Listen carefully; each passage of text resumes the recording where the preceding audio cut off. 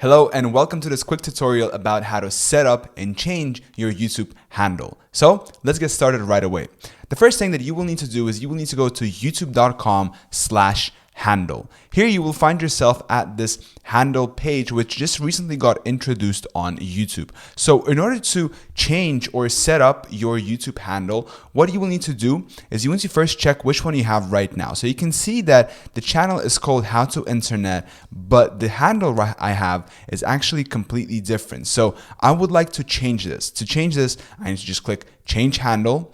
And here I will be able to change this to whatever I want. Let's say I want to change this to How to Internet.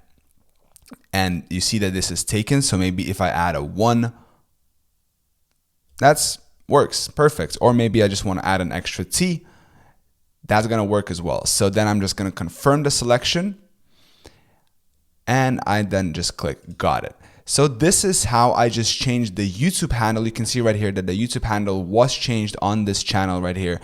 So yeah, this is how you change the handle. Now, if you want to set up, YouTube is actually going to reserve this handle for you. So it's the same process. You basically just want to click change handle and you will be able to choose any handle you want for your channel.